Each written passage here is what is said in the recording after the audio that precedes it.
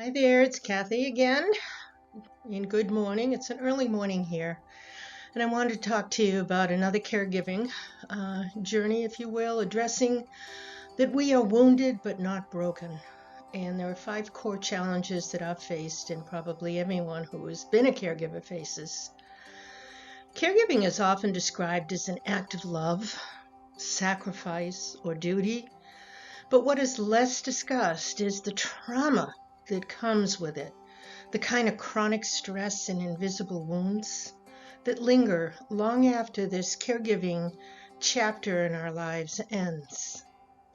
Having spent decades in professional healthcare and also over 20 years in personal caregiving roles, I've seen firsthand how layered and complex these wounds can actually be.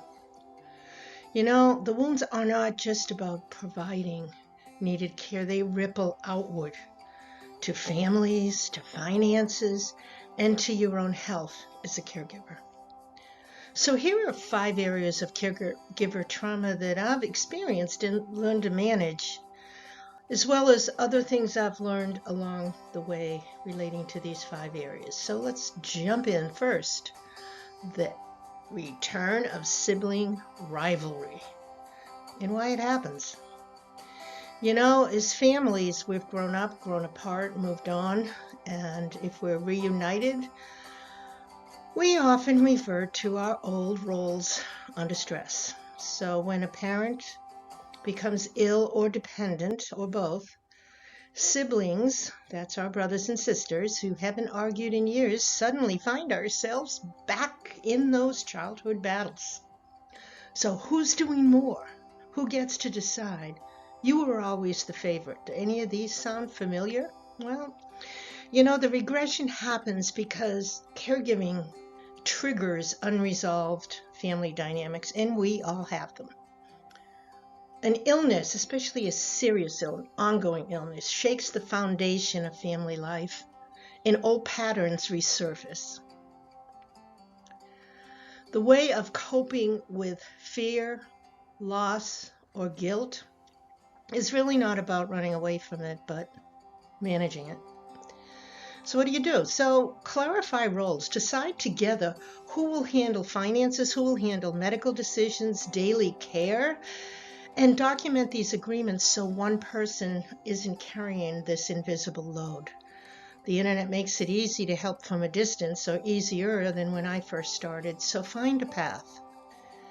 Recognize when a fight really isn't about today's decisions, but maybe yesterday's history.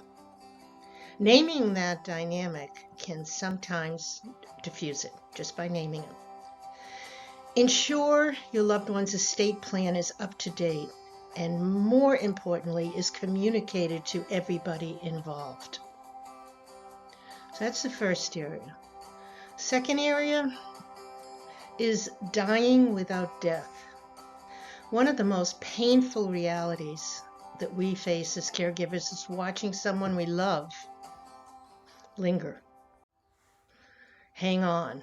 Linger, then rally, linger, then rally. Diseases like dementia, Parkinson's take away memory, personality, and independence long before the physical death arrives. As a caregiver, or as caregivers, we grieve repeatedly, not grieving what was lost yesterday, and in a continuing way, bracing for what's coming tomorrow. As I used to say, one eye open, one foot on the floor every night, just waiting for that next crisis. So how do you manage it? Well, allow yourself to acknowledge these ambiguous losses and know that this is real grief. Grief has various stages, and you find yourself in and out of all of these stages through the process and after it ends.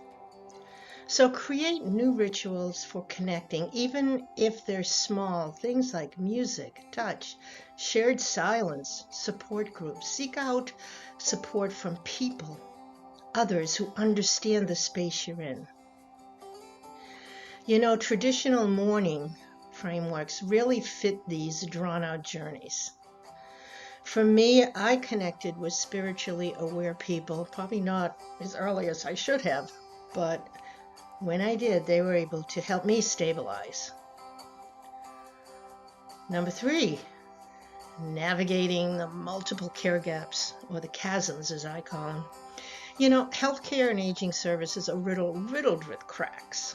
Medicare doesn't cover certain services, home health care is limited, long-term care is fragmented. We all either heard this or have experienced it over and over again.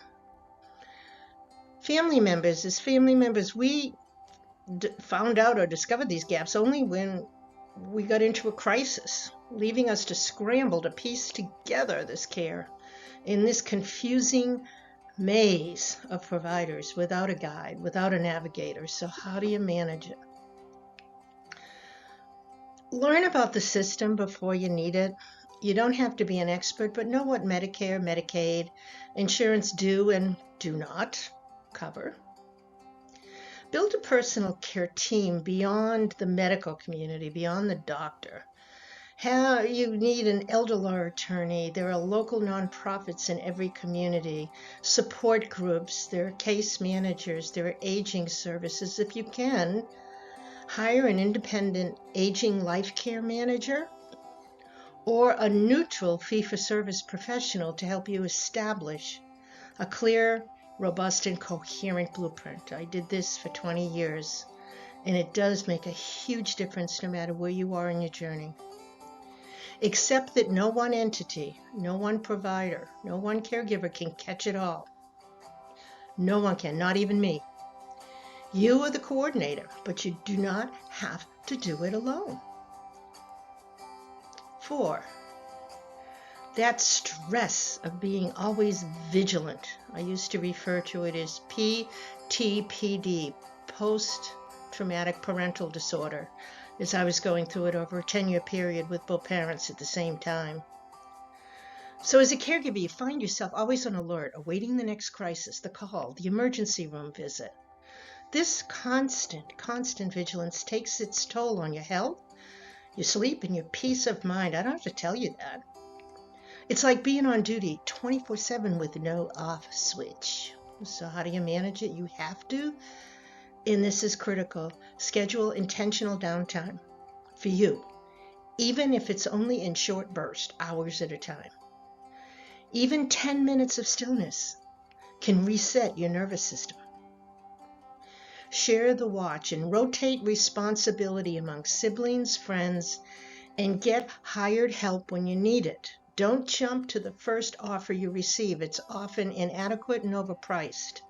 Slow down, take a deep breath, get some information before you jump. And then recognize that this hypervigilance you experience is trauma, not weakness. It's a result of what you're going through. You are not weak. Your body is adapting continuously to the continuous or the constant uncertainty. And finally, this one, and it's not new. We had it in the, when I was a caregiver back in the 80s and 90s, is the shock of surprise bills. Just when you think you've accounted for every expense, guess what? Another bill arrives. An ambulance ride, uncovered medication, medical supplies, hospital copays. These unexpected costs and these financial traumas add to your physical exhaustion. It's just another area of uncertainty. Additionally, if you haven't already, you will realize the sticker shock of private home care and assisted living. It's important to know exactly what can and cannot be provided in these situations. So how do I manage it? Well, you ask providers, anyone up front, about the cost, about what it's going to cost you, what is included, what is not included, and what it costs. And you can get this information, believe me, you can. Keep an emergency fund for healthcare surprises, even small ones. If you do get one, contact the billing department. Most of the time, these charges can be reduced, deferred, or written off, and oftentimes they're errors. So reach out. Just as important is to be aware of the type of insurance, especially with Medicare. Is it original Medicare or is it Medicare Advantage? They each operate differently when it comes to billing. Know resources that are within your loved one's ability to afford and how it will be paid before making a decision.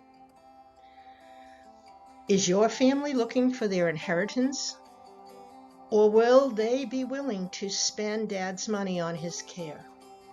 You know, this statement may seem a bit cheeky, but I can tell you it happens all the time. So how to move forward? You know, it's important to know that caregiver trauma doesn't disappear when the caregiver journey ends.